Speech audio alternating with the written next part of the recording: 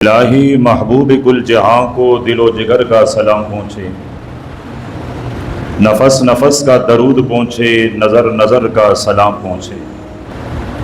بساط عالم کی وسعتوں سے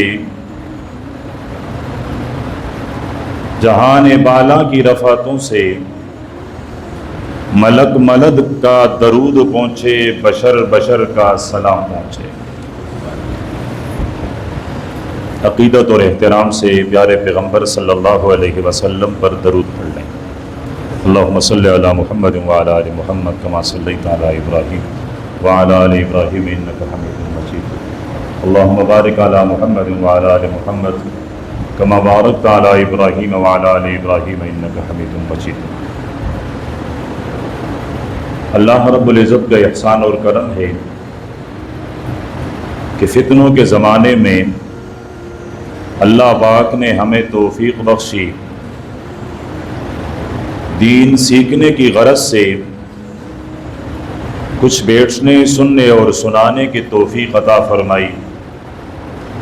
دعا ہے کہ اللہ پاک ہمارے اس بیٹھنے سننے اور سنانے کو خالص اپنی رضا کی خاطر اپنی دربار میں قبول فرما کر کل قیامت کی صبح ہم سب کے نجات اور خلاصی کا سبب اور ذریعہ بنائیں۔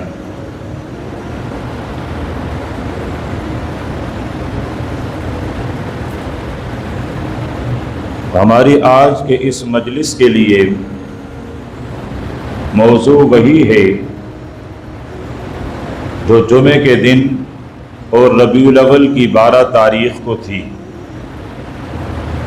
اور وہاں سے ہی شروع کریں گے جہاں سے ہماری بات منقطع ہو گئی تھی، کٹ گئی تھی، رک گئی تھی، لیکن کوشش یہ ہوگی کہ مختصر ہو۔ سب سے پہلے تمہید کے طور پر یہ بات سمجھنی ہے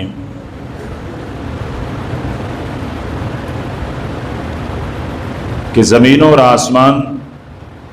آسمانوں کے نیچے، زمین کے اوپر، آسمانوں کے اوپر، زمین کے نیچے، فضا میں، خلا میں، پوری کائنات میں جتنی مخلوق ہے ان سب کو جمع کیا جائے تو یہ سب مل کر میرے رب کے خدائی اور الوہیت، میرے رب کے عظمت اور جلال، میرے رب کے کبریائی، میرے رب کے بڑائی، اس کے ایک ذرے تک نہ پہنچ سکتی ہیں اور نہ ایک ذرے کا مقابلہ کر سکتی ہے۔ اس لیے ہمیشہ میری اور آپ کی زبانوں پر یہ مبارک الفاظ ہوتے ہیں کہ اللہ اکبر، کہ اللہ پاک سب سے بڑا، اللہ سے بڑی کوئی ذات، کوئی شے نہیں۔ کائنات میں جتنی بھی چیزیں ہیں وہ رب کے بعد ہیں۔ دوسرے نمبر پر یہ بات سمجھنے کی ہے کہ اللہ پاک نے انبیاء علیہ السلام کو منتخب فرمایا ہے۔ اگر ترازو کے ایک پلڑے میں، ایک حصے میں، ایک جانب اور ایک طرف 1.25 لاکھ انبیاء علیہ السلام کو رکھ لیا جائے اور دوسرے پلڑے میں 7 زمین، 7 آسمان، 7 زمینوں میں، 7 آسمانوں میں میرے رب کی جتنی مخلوق ہے، خواہ وہ انسان ہیں، خواہ وہ فرشتے ہیں، خواہ وہ جن ہیں، خواہ وہ چرند ہیں، خواہ وہ پرند ہیں، خواہ وہ درند ہیں، جتنی بھی مخلوق ہیں وہ ترازو کے دوسرے پلڑے میں رکھ دیے جائیں تو یہ سب مل کر 1.25 لاکھ انبیاء علیہ السلام کا مقابلہ نہیں کر سکتے۔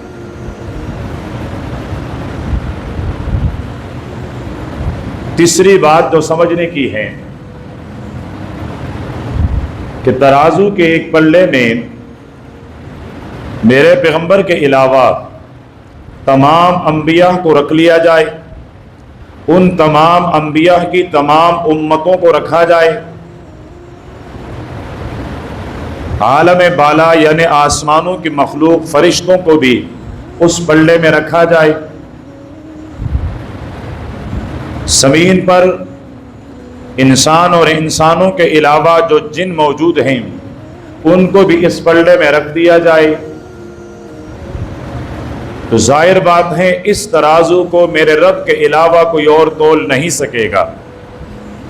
اس ترازو کو اٹھائے گا، اس ترازو کو تولے گا تو میرا اور آپ کا مہربان رب اپنی قدرت کے ہاتھوں سے تولے گا۔ میرا رب اگر اس کائنات کو اس طرح تولے کہ کائنات کے تمام انسانیت کو ایک پلڑے میں رکھ دیا جائے اور دوسرے پلڑے میں آمنہ کا لال عبداللہ کا در یتیم میرا اور آپ کا محبوب پیغمبر محمد الرسول اللہ صلی اللہ علیہ وسلم کو رکھا جائے تو یہ پلڑا وزنی ہو جائے گا۔ اور یہ بات صرف عقیدت کی نہیں، یہ عقیدے کی ہے، یہ میرا اور آپ کا ایمان ہے، یہ میرا اور آپ کا عقیدہ ہے، اور اسی پر قرآن پاک کی میرے پیغمبر کے احادیث بطور شاہد بطور دلیل موجود ہے۔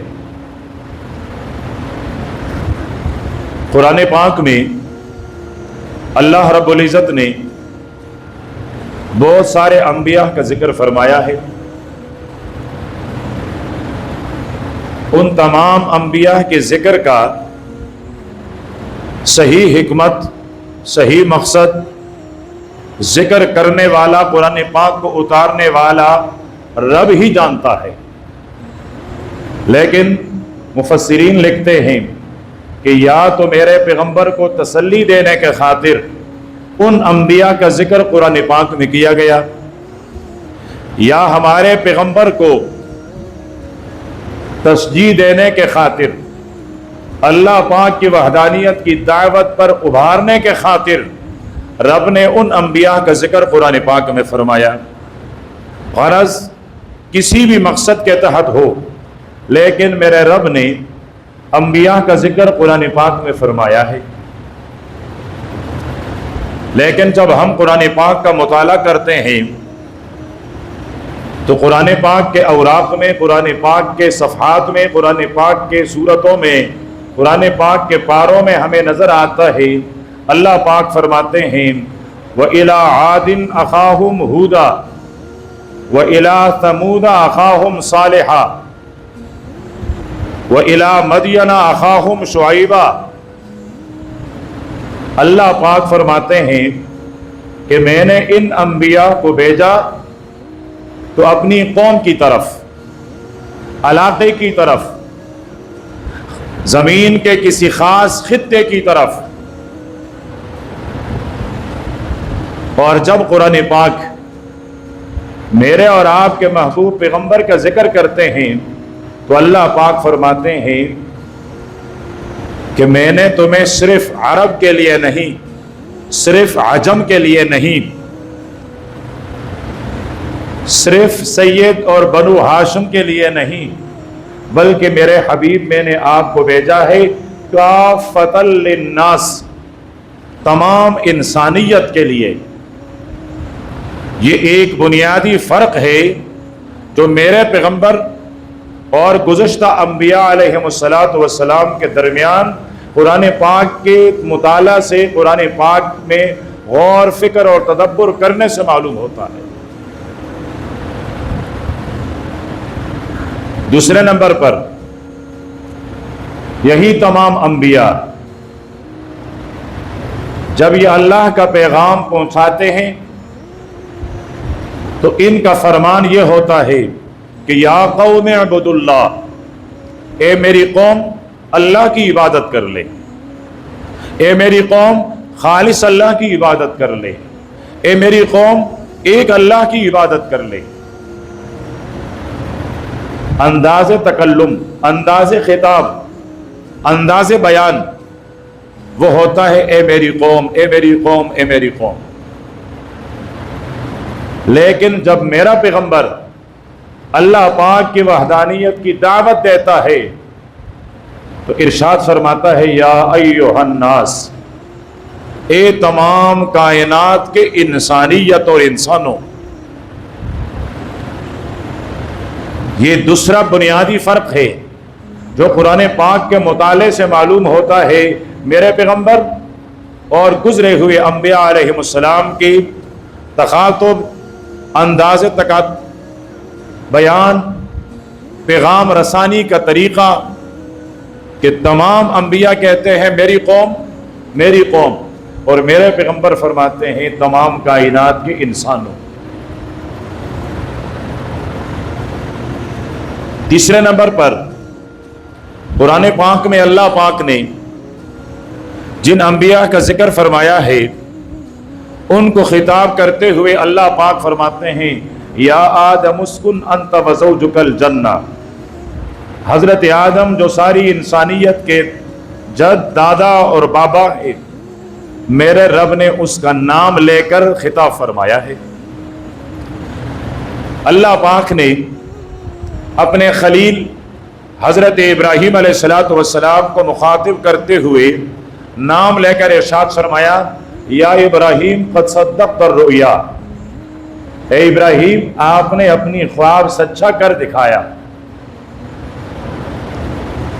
اللہ پاک نے حضرت داؤد علیہ السلام کو مخاطب فرمایا یا داؤد انا جعلناک خلیفۃ فی الارض۔ اللہ پاک نے حضرت عیسیٰ اور حضرت موسیٰ علیہ السلام کا ذکر فرمایا یا موسیٰ کہہ کر یا عیسیٰ کہہ کر، ان تمام انبیاء کا اللہ پاک نے نام لیا ہے۔ لیکن جب باری آتی ہے میرے اور آپ کے محبوب پیغمبر کے ذکر کرنے کا، ان کو مخاطب کرنے کا، تو میرے رب نے ان کا نام نہیں لیا۔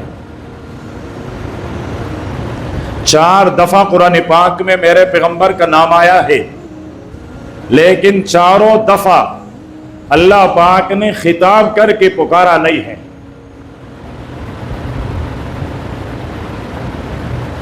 فرمایا وما محمد الا رسول، یا محمد کہہ کر نہیں پکارا، محمد الرسول اللہ کہہ کر یا محمد کہہ کر نہیں پکارا، والذین آمنوا بما نزل علی محمد، یا محمد کہہ کر نہیں پکارا۔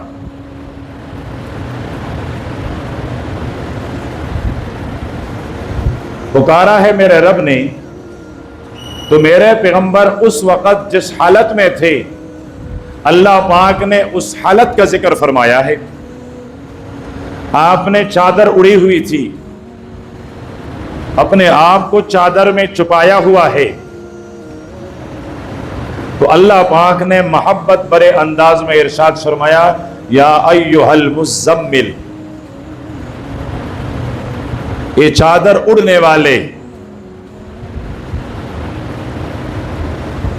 میرے اور آپ کے محبوب پیغمبر نے موٹی چادر کمبل اڑی ہوئی ہے، اللہ پاک نے خطاب کرنا ہے تو فرمایا یا ایھا المدثر۔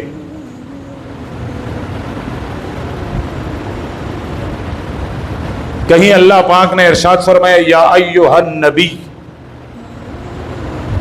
نام لے کر میرے رب نے میرے پیغمبر کو مخاطب نہیں بنایا، جبکہ باقی انبیاء کو نام لے کر خطاب فرمایا ہے۔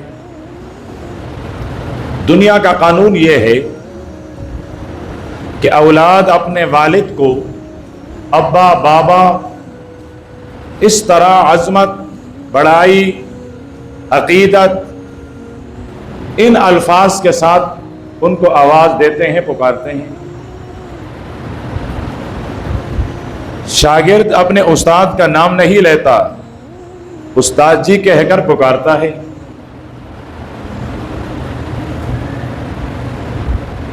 مرید اپنے مرشد کو نام لے کر نہیں بلکہ ان کا کوئی لقب عظمت کے ساتھ ان کا ذکر کرتا ہے۔ اگر کوئی اولاد اپنے والد کو نام کہہ کر آواز دے، شاگرد اپنے استاد کو نام لے کر پکاریں، تو معاشرے والے کہتے ہیں یہ اولاد تو بڑی بدتمیز ہے، معاشرے والے کہتے ہیں یہ شاگرد تو بہت بے ادب ہے۔ کیوں؟ اس لیے کہ چھوٹے بڑوں کو ہمیشہ یاد کرتے ہیں تو عزت کے ساتھ اور عظمت کے ساتھ یاد کرتے ہیں. لیکن والد اپنے بیٹے کو نام لے کر کہتا ہے فلانے یہ کام کر لے، میرے پاس آ جائے، ادھر چلی جائیے. استاد بھی اپنے شاگردوں کو نام لے کر پکارتا ہے، اور اگر والد اپنے بیٹے کا نام لے، استاد اپنے شاگرد کا نام لے، تو معاشرے میں کوئی برا بھی محسوس نہیں کیا جاتا. کہتے ہیں حق ہے اس کا، والد ہیں اپنے بیٹے کا نام لے کر اس کو آواز دے گا، استاد ہیں تو نام لے کر اپنے شاگرد کو بلائے گا. کوئی بری بات، کوئی قبیح، کوئی عیب والی بات نہیں. اب شروع والی بات کہ اللہ پاک پورے کائنات میں سب سے بڑے ہیں. میرا رب چاہتا تو میرے پیغمبر کو نام لے کر پکارتے، آواز دیتے، کوئی قباحت نہیں تھی. میرے رب کو اختیار تھا کہ جس طرح وہ آدم کو آدم کہہ کر، جس طرح وہ نوح کو یا نوح کہہ کر، جس طرح یا داؤد فرما کر یا ابراہیم کہہ کر ان کو مخاطب کرتا ہے، میرے حبیب کو بھی یا محمد کہہ کر پکار لیتا. لیکن فرمایا نہیں، خود بھی اللہ پاک نے نام نہیں لیا اور مجھے اور آپ کو بھی پابند بنایا کہ لا تجعلوا دعاء الرسول بینکم کدعاء بعضکم بعضا. جس طرح ایک دوسرے کو او فلانے او فلانے اس طرح کہہ کر آواز دیتے ہو، خبردار میرے حبیب کو اس طرح کی آواز مت دینا. یہ انداز تخاطب، یہ انداز گفتگو مجھ رب العالمین کو اپنے حبیب کے بارے میں مجھے پسند نہیں ہے. تو اللہ پاک نے ہمیں اور آپ کو ادب سکھلانے کی غرض سے میرے پیغمبر کے القاب، حالات ان کے ساتھ مخاطب فرمایا. اور دوسری بنیادی بات کہ جب کوئی کسی کے ساتھ محبت کرتا ہے تو محبت کرنے والا اپنے محبوب کی صفات اس پر زیادہ خوش ہوتا ہے، ان کے کمالات کا ذکر اور تذکرے پر زیادہ خوش ہوتا ہے بنسبت ان کا نام لینے سے. جب محبت کرنے والا والد ہیں اور اس کے سامنے کوئی اس کے کسی بیٹے کا ذکر کریں کہ جی آپ کا فلاں بیٹا وہ بہت زیادہ ادب والا ہے، تو جب اس کے صفت ادب کا ذکر کیا والد خوش ہوا. وہ بہت نیک ہے، تو جب اس کے نیک ہونے کی صفت کی ذکر کی گئی والد خوش ہوا. اسی طرح استاد کے سامنے اس کے شاگرد کے کسی کمال اور کسی خوبی کا تذکرہ کیا جاتا ہے تو استاد خوش ہوتا ہے، اس لیے کہ وہ اپنے شاگرد سے محبت کرنے والا ہوتا ہے. تو اسی طرح اللہ اپنے پیارے پیغمبر سے محبت فرماتے ہیں تو اللہ پاک بھی خوش ہوتے ہیں کہ جب بھی اس کے حبیب کا ذکر کیا جائے تو اس کے کسی کمال کے ساتھ، اس کے کسی خوبی کے ساتھ اس کا ذکر کیا جائے.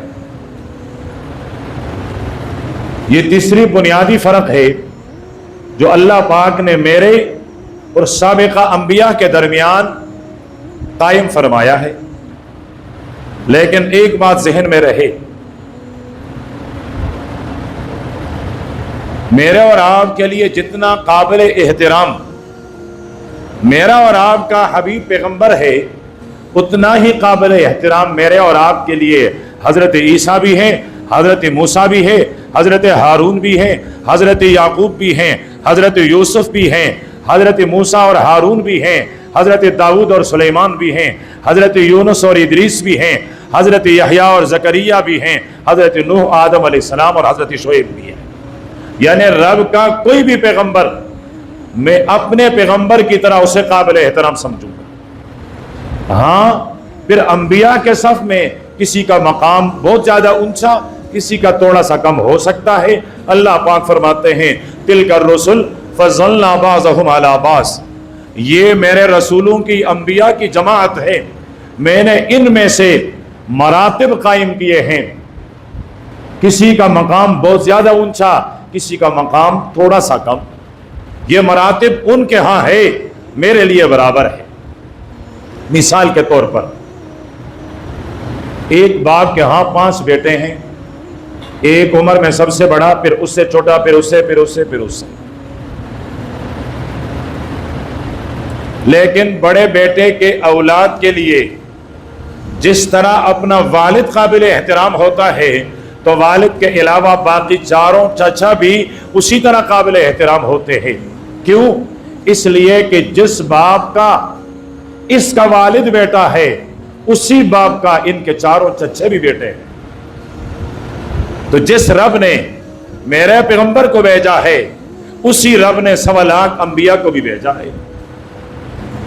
جس ذات نے میرے پیغمبر کو ہدایت اور رہبری، رہنمائی، اپنے پیغام رسانی کے لیے منتخب فرمایا ہے، اسی طرح میرے رب نے ان تمام انبیاء کو بھی لوگوں تک ہدایت پہنچانے کے لیے، یہ پیغام پہنچانے کے لیے منتخب فرمایا ہے.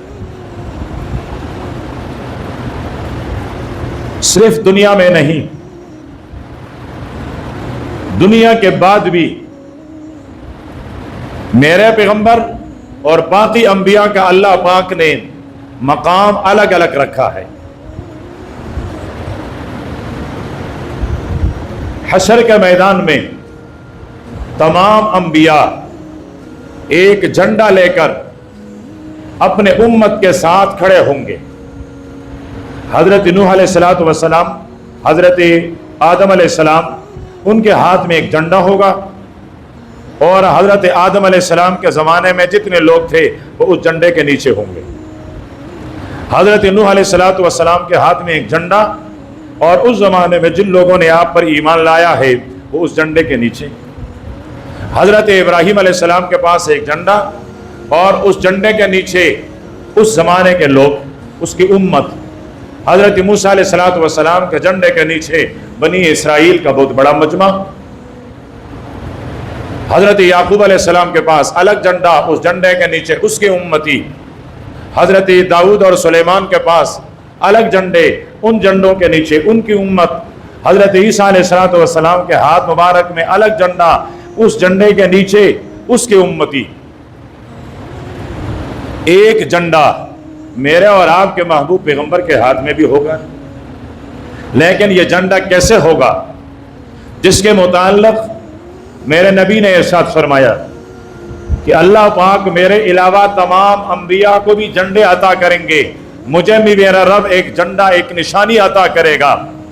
ان تمام انبیاء کی امتیں ان کے جھنڈوں کے نیچے، اور پھر مجھے جو اللہ پاک جھنڈا دے گا وہ اتنا اونچا ہوگا، اتنا اونچا ہوگا، اتنا اونچا ہوگا، اتنا لمبا، اتنا لمبا، اتنا چوڑا ہوگا کہ حضرت آدم سے لے کر حضرت عیسیٰ علیہ السلام تک تمام انبیاء اور ان انبیاء کی امتیں میری علم اور میرے جھنڈے کے نیچے ہوں گی. اور فرمایا میرے اس جھنڈے کا نام لواء الحمد ہوگا، حمد تعریفوں والا جھنڈا. اور آگے جملہ ارشاد فرمایا میرے پیغمبر نے ولا فخرا، یہ ساری کائنات میرے اس حمدوں والے جھنڈوں کے نیچے ہیں، لیکن تب بھی مجھے اپنے آپ پر کوئی فخر، کوئی غرور، کوئی تکبر نہیں. جو ساری کائنات میں رب کے بعد سب سے افضل ترین ہستی ہو کر عاجزی کا یہ مقام کہ مجھے اس پر کوئی فخر نہیں ہے، لیکن ہاں شان میرا رب مجھے یہ عطا کرے گا. اور یہ بھی لطف کی بات کہ میرے پیغمبر کے جو جو چیزیں عطا کی جا رہی ہیں اس میں حامیم دال، حمد، تعریف، یہ لفظ آ رہا ہے. آپ کا نام مبارک ہے محمد، حامیم دال، اور لفظ محمد اس کا معنی میں نے کیا تھا جس کی بار بار تعریف کی جائے اور جس کی تعریف ختم نہ ہو اسے کہا جاتا ہے. فرمایا جو جھنڈا ملے گا وہ جھنڈا بھی لواء کا معنی ہوتا ہے جھنڈا، لیکن وہ جھنڈا ہوگا الحمد، لواء الحمد، تعریفوں والا جھنڈا. آدم نے دیکھا واہ یہ کس کا جھنڈا ہے، نوح نے دیکھا یہ کس کا جھنڈا ہے، داؤد اور سلیمان علیہ السلام نے دیکھا یہ اتنا لمبا، اتنا چوڑا، اتنا عظیم الشان کس کا جھنڈا ہے. یہ حضرت موسیٰ اور حضرت ہارون نے دیکھا تو تعریف کی کہ یہ کیسا جھنڈا اور کس طرح کا جھنڈا؟ تو فرمایا لواء الحمد، یعنی مجھے جو اللہ عطا کرے گا وہ جھنڈا بھی حمدوں والا۔ اور اللہ پاک نے میرے پیغمبر کے لیے ایک مقام، ایک جگہ مختص کر رکھی ہے، اور اللہ کے پیارے پیغمبر نے ارشاد فرمایا کہ آپ میرے لیے دعا مانگے، آپ میرے لیے دعا مانگے۔ اللہ کے نبی نے فرمایا ہے، حالانکہ ہمیشہ ہمارے لیے مانگی ہے، لیکن ایک موقع پر فرمایا کہ آپ میرے لیے دعا کریں، آپ میرے لیے مانگے۔ صحابہ نے عرض کہ اللہ کے محبوب کیا مانگے؟ تو فرمایا کہ اللہ پاک نے ایک مقام اس کو مختص کیا ہے، مجھے اپنے رب کے رحمت سے یہ کامل مکمل قوی امید ہے کہ وہ مجھے ہی ملے گا، اور وہ ہے مقام محمود۔ مقام محمود، دیکھو یہاں بھی وہ حامیم دال، یعنی وہ مقام، وہ جگہ جو تعریف والی ہے۔ اور وہ مقام محمود کیا ہے؟ اس مقام محمود پر میرے پیغمبر 2 دفعہ سفارش کریں گے۔ اب مقام محمود کون سا مقام ہے؟ بہت سارے اس میں توجیحات ہیں، لیکن فرمایا اللہ پاک کے عرش کے پائے کے نیچے، اللہ پاک کا عرش اس کے پائے کے نیچے یہ جو جگہ ہے اس کو کہا جاتا ہے مقام محمود۔ اور جب ساری کائنات تمام نبیوں سے مایوس ہو کر میرے پیغمبر کے پاس آئیں گے اور تمام انبیاء فرمائیں گے لست لہا لست لہا، میری مجال نہیں، میرا مقام نہیں، رب کے سامنے سفارش کر لوں، میرے پیغمبر کے پاس آئیں گے تو فرمائیں گے انا لہا انا لہا انا لہا، ہاں ہاں یہ میری ہی تو شان ہے، یہ میرا ہی تو مقام ہے، رب نے یہ مقام میرے لیے ہی تو منتخب کیا ہے۔ فرمایا پھر میں رب کے عرش کے پائے میں سجدہ کروں گا، یہ ہے مقام محمود۔ اور اللہ پاک فرمائیں گے کھڑے ہو جائیے، اور یہ نہیں کہ سجدہ سر رکھا اور اللہ پاک نے فرمایا سر اٹھائیے۔ حدیث میں ہے کہ 7 دن 6 راتیں یا 7 راتیں اور 6 دن میرے پیغمبر سجدے میں ہوں گے۔ اس کے بعد اللہ پاک فرمائیں گے ارفع راسک، سر اٹھائیے، حساب کتاب شروع ہو جائے گا۔ دوسرے نمبر پر جب اللہ پاک حساب کتاب کے لیے عرش پر موجود ہوں گے تو فرمایا کہ عرش کے دائیں جانب، عرش کے کرسی کے پاس، عرش کے پائے کے پاس ایک کرسی بچھائی جائے گی، اور یہ کرسی اللہ اپنے حبیب کو عطا کرے گا، اللہ اپنے حبیب کو اس کرسی پر بٹھائے گا۔ فرمایا دوسری دفعہ میں اپنے امت کے لیے سفارش کروں گا، میں اپنی امت کے لیے سفارش کروں گا۔ تو یہ مقام محمود، یہاں 2 دفعہ میرا پیغمبر، 1 دفعہ پوری کائنات کے لیے، 1 دفعہ اپنی امت کے لیے سفارش کرے گا۔ ایک اور بنیادی فرق، اللہ کے نبی نے فرمایا ہر پیغمبر کو اللہ پاک نے ایک دعا ایسی عطا فرمائی ہے کہ وہ جب مانگے تو قبول ہو جائے۔ ہر پیغمبر کو ایک ایک دعا ایسی ملی ہے کہ جب وہ دعا مانگے رب قبول کر لے۔ فرمایا تمام نبیوں نے اپنے حصے کی وہ دعا دنیا میں مانگ لی ہے، میں نے اپنے اس دعا کو ذخیرہ کر لیا ہے۔ حضرت نوح علیہ السلام کو قوم نے ستایا ستایا ستایا، تو حضرت نوح کے پاس اس ایک دعا مانگنے کا اختیار تھا، تو ہاتھ اٹھا کر عرض کرنے لگے رب لا تذر علی الارض من الکافرین دیارا، اے میرے رب میں نے ان کو سمجھایا، دعوت لیلا و نہارا، دن کو بھی دعوت دی، رات کو بھی، کچے مکان میں پکے مکان، کوٹری، ہر دروازے پر جا کر دستک دی ہے، لیکن اب ان کے مائیں جانتی ہیں تو کافر جانتی ہیں، ربا ان کو صفحہ ہستی سے مٹا دیں۔ اس دعا کا اختیار تھا، دعا مانگی، اللہ پاک نے قوم کو صفحہ ہستی سے مٹا دیا۔ حضرت موسیٰ علیہ السلام فرعون مقابلے میں تھا، بہت سمجھایا، وہ اذیت دیتا دیتا آخر میں موسیٰ علیہ السلام نے دعا فرمائی، رب اطمس علی اموالہم واشدد علی قلوبہم فلا یؤمنوا حتی یروا العذاب العلیم، اے میرے رب ان کے چہرے مسخ کر دے اور ان کو دردناک عذاب میں مبتلا کر دیں، ان کو صفحہ ہستی سے مٹا دے اور ختم کر دیں۔ فرعون اور اس کے قوم غرق ہو گئی۔ اس طرح باقی انبیاء کے پاس بھی ایک دعا تھی، جب وہ قوم سے مایوس ہوئے تو انہوں نے وہ دعا فرمائی، اللہ پاک نے قبول فرمائی، لیکن فرمایا میں نے وہ دعا اپنے پاس محفوظ رکھی ہے۔ طائف کے وادی میں اللہ کے پیارے پیغمبر پر پتھر برس رہے ہیں، واہ ان ظالم ہاتھوں نے کیسے برداشت کیا ہوگا۔ وہ چہرہ جو چاند سے بھی زیادہ بارونق، وہ چہرہ جو ستاروں سے بھی زیادہ چمکدار، وہ چہرہ جس کی کرنیں آفتاب کے کرنوں سے بھی زیادہ چمکتی ہوئی، اس چہرے پر، اس بدن پر، اس جسم پر انہوں نے کیسے گوارا کیا پتھر برسانا؟ کتنے بدبخت لوگ تھے۔ خادم ہے، عرض کرنے لگے، ربا اب میرے حبیب، رب نے آپ کو اختیار تو دیا ہے، وہ جو دعا حضرت نوح علیہ السلام نے فرمائی، وہ دعا جو حضرت موسیٰ علیہ السلام نے فرمائی، وہ دعا جو حضرت ہود اور صالح علیہ السلام نے فرمائی، وہ دعا آپ بھی فرما دیں۔ فرمایا چلیے میں دعا اور آپ میری دعا پر آمین کہیے، میں مانگتا ہوں دعا، آپ میری دعا پر آمین کہہ دیں۔ خادم، غلام، صحابی خوش ہو گئے، اب یہ صفحہ ہستی سے مٹ جائیں گے، ختم ہو جائیں گے۔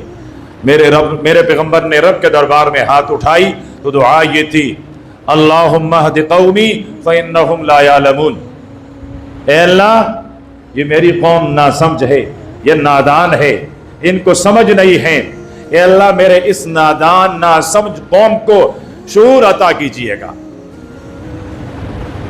نوح کے قوم کی طرح، صالح اور ہود کی قوم کی طرح، موسیٰ علیہ السلام کی قوم کی طرح، اے اللہ ان کو صفحہ ہستی سے مت مٹھانا، ان پر ان کی بستیاں نہیں، ان پر ان کی دل کی دنیا الٹ دیں، ان کی دنیا ان پر ویران مت کیجئے، ان کی دل کی دنیا ایمان کے ساتھ آباد کیجئے۔ وہ دعا نہیں فرمائی، فرمایا وہ ایک دعا میں نے اپنے پاس محفوظ رکھی ہے، اور کب کروں گا، کن کے لیے محفوظ کی ہے، آئی قربان جاؤ۔ فرمایا وہ دعا میں نے اپنے امت کے گناہ گاروں کے لیے اپنے پاس محفوظ رکھی ہے۔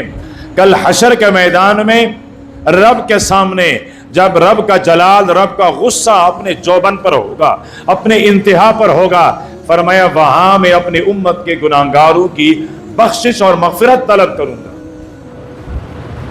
اور میں عرض کروں گا ربا میں اس وقت تک جنت کا مکین نہیں بنوں گا جب تک کہ میری امت کا آخری گناہگار بھی جہنم سے نکال نہ دیا جائے۔ شان دیکھیے میرے پیغمبر کا، اور پھر اپنے من میں ڈوب کر دیکھیے گا اپنی جفا کو، دیکھیے گا اس پیغمبر کی وفا، اور اپنے من میں ڈوب کر دیکھیے اپنی بے وفائی، اس کی شفقت دیکھیے اور اپنی جفا وہ دیکھیے۔ ورنہ میرے پیغمبر فرما سکتے تھے کہ وہ دعا میں نے اپنے جگر کے ٹکڑے حسن اور حسین کے لیے محفوظ رکھا ہے، وہ دعا وہ میں نے حضرت عباس کے لیے، حضرت حمزہ کے لیے، وہ میں نے اپنے بیٹیوں کے لیے، زینب، رقیہ، ام کلثوم، فاطمہ کے لیے میں نے اس کو ذخیرہ کر رکھا ہے، کل قیامت میں ان کے لیے مانگوں گا۔ لیکن فرمایا نہیں، میرا پیغمبر کہہ سکتے تھے وہ دعا میں نے ذخیرہ کی ہے، کل حشر کے میدان میں اپنے یار ابو بکر کے لیے مانگوں گا۔ فرما سکتے تھے کل یہ دعا میرے اسلام کی شان، میری امت کی شان فاروق اعظم کے لیے مانگوں گا، اپنے دوہرے داماد حیا کا مجسمہ عثمان ابن عفان کے لیے مانگوں گا، اپنے داماد اور بھائی علی المرتضیٰ کے لیے مانگوں گا، لیکن فرمایا نہیں، میں یہ دعا مانگوں گا تو اپنے امت کے گناہگاروں کے لیے مانگوں گا۔ ایک اور فرق، حضرت موسیٰ علیہ السلام کو میرے رب نے حکم دیا کہ مجھے آپ کو کتاب عطا کرنی ہے، لیکن وہ کتاب آپ کو یہاں بنی اسرائیل کے ہاں رہ کر نہیں ملے گا، آپ اس کتاب کو لینے کے لیے کوہ طور کی چوٹی پر آئیں گے۔ حضرت عیسیٰ علیہ السلام اور حضرت داؤد علیہ السلام ان کو فرمایا تمہیں کتاب ملے گی، لیکن اپنے عبادت خانے کے اندر اپنے آپ کو پابند کر لیں، وہاں کتاب آئے گی، وہاں تمہیں کتاب ملے گی۔ اور یہاں میرے پیغمبر سے یہ نہیں فرمایا کوہ طور پر آئیے، فلاں پہاڑ کی چوٹی پر آئیے، وہاں تمہیں قرآن ملے گا۔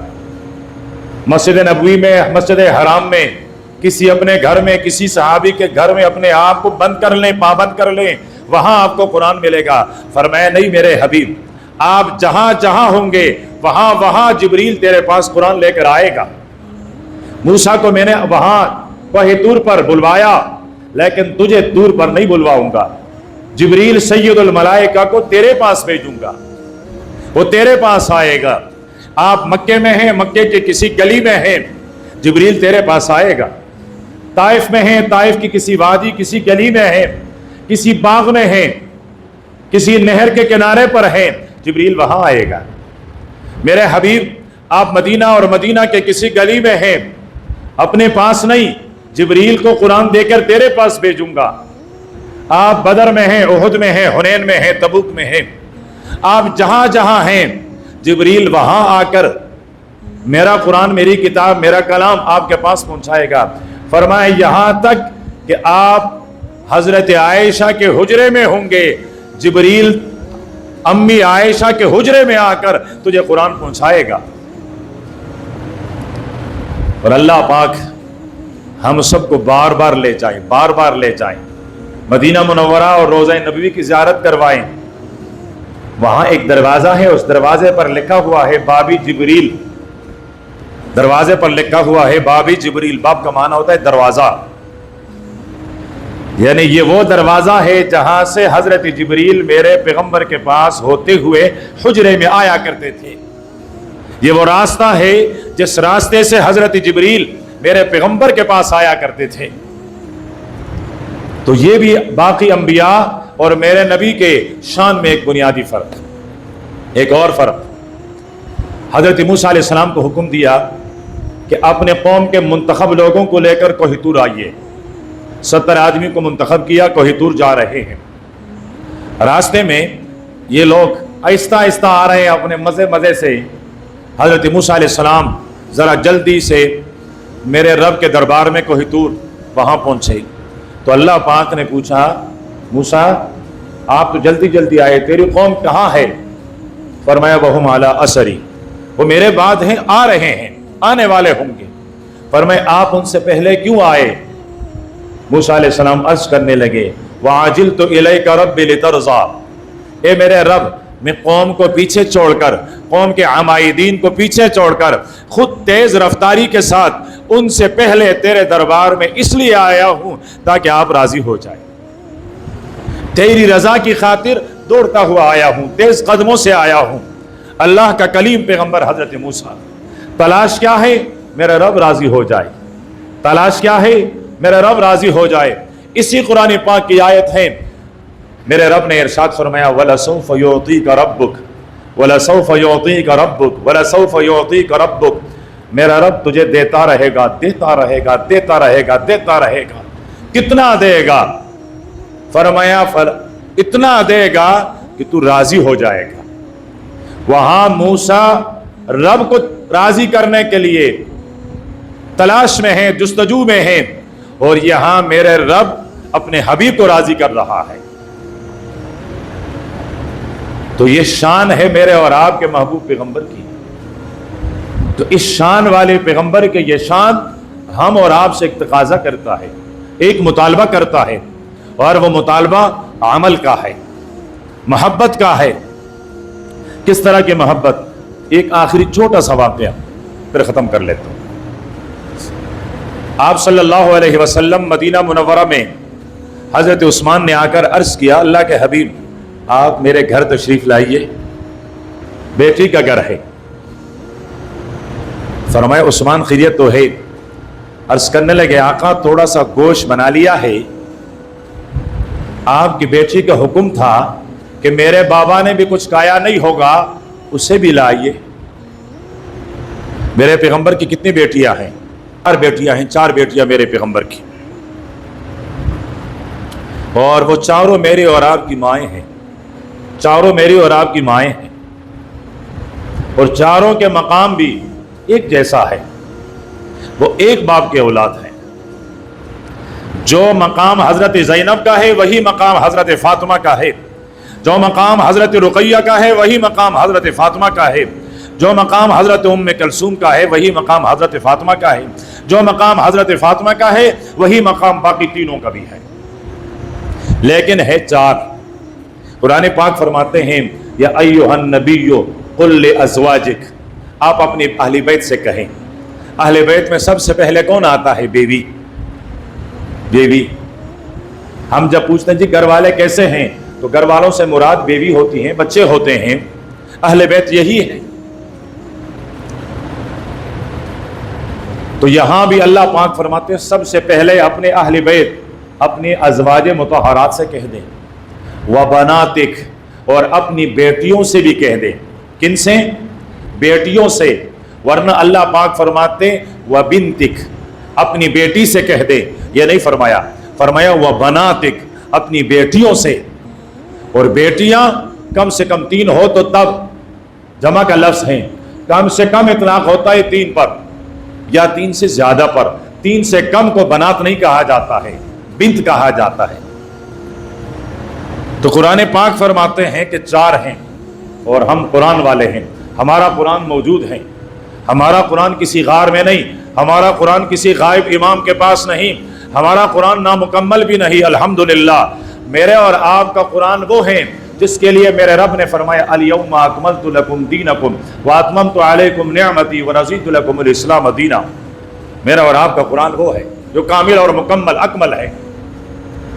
تو حضرت عثمان نے آ کر عرض کیا کہ اللہ کے حبیب میرے گھر تشریف لائیے، آپ چل پڑے۔ اللہ کے پیغمبر آگے آگے، حضرت عثمان پیچھے پیچھے۔ میرے پیغمبر قدم اٹھاتا ہے، حضرت عثمان کہتے ہیں 1، دوسرا قدم اٹھایا کہتے ہیں 2، تیسری قدم اٹھائی کہتے ہیں 3، چوتھا قدم کہتے ہیں 4۔ جتنے جتنے قدم اٹھاتا ہے میرے پیغمبر، حضرت عثمان گن رہا ہے۔ گھر تک پہنچے، اللہ کے نبی نے فرمایا عثمان کیا گن رہے ہو؟ دکان کا حساب کر رہے تھے؟ کوئی تجارت کا، کوئی نفع، کیا چیز گن رہے تھے؟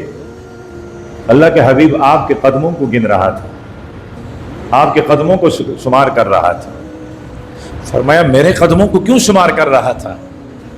فرمایا یہ قدم میرے غریب خانے کی طرف، میرے گھر کی طرف اٹھ رہے تھے۔ اللہ کے حبیب مجھ عثمان کے دل کو جو خوشی ہو رہی ہے بیان نہیں کر سکتا۔ 2 جنوں جہانوں کے سردار میرے گھر کی طرف جو آ رہا تھا بیان نہیں کر سکتا تھا۔ آپ نے پہلا قدم اٹھایا، میں نے سوچا میرے پیغمبر میرے گھر تک جتنے قدم اٹھائیں گے اتنی تعداد میں غلام رب کی رضا کی خاطر آزاد کر دوں گا۔ اب دیکھیے کتنے قدم اٹھائے ہوں گے اللہ کے نبی نے، اور 1-2 روپیہ صدقہ نہیں، ایک قدم پر ایک ایک غلام، ایک قدم پر ایک ایک غلام۔ یہ ہے محبت۔ تو پیارے پیغمبر کی شان ہم سے اس طرح محبت کا تقاضا کرتی ہے کہ ہم اپنے نبی سے وہ محبت رکھیں کہ جہاں میں رب کے بعد ہم نے اس طرح کی محبت کسی سے نہیں کی ہوگی۔ میرے پیغمبر کی شان یہ ہے۔ حضرت عمر نے فرمایا اللہ کے حبیب آپ مجھے کل کائنات سے حبیب اور محبوب ہیں لیکن اپنی ذات سے نہیں۔ فرمایا عمر ایمان کامل نہیں ہے۔ تھوڑی دیر کے بعد فرمایا اللہ کے پیارے پیغمبر، رب کے بعد اس کائنات میں مجھ سمیت، میرے والدین سمیت، میرے اولاد سمیت، میرے سرمایہ، میری جائیداد، میری کل کائنات، سب کو ملا کر ایک طرف رکھ لوں، اللہ کے حبیب آپ کی محبت زیادہ ہیں۔ فرمایا الآن یا عمر، عمر ایمان اب مکمل ہو گئی۔ یہ اس کا تقاضا ہے کہ ایک طرف بڑی کائنات، دوسری طرف حبیب کبریا کی محبت، اور یہ محبت اس کائنات والوں کے محبت پر بھاری ہو جائے۔ اگر والدین کا، بیوی کا، بچوں کا، دوستوں کا، کاروبار کا، دنیا کا، یہ محبتیں بھی ہو اور اللہ کے نبی کی محبت بھی ہو تو یہ بھی نہیں چلتا ہے۔ یہاں مطالبہ اور تقاضا ہے صرف ہی کا کہ اس دل میں رب کے بعد مخلوق میں اگر کسی کی محبت ہو تو وہ محبت صرف اور صرف اپنے نبی ہی کا ہو۔ یہ بھی انسان کو ٹی بی کا مریض بناتا ہے، تو بھی نہیں، ہی، رب اور رب کے بعد اللہ کے پیارے پیغمبر سے محبت۔ اللہ پاک ہم سب کو نصیب فرمائیں، اور اس محبت کے منشے پر، اس محبت کے تقاضے پر اللہ پاک ہم سب کو عمل کی بھی توفیق عطا فرمائیں۔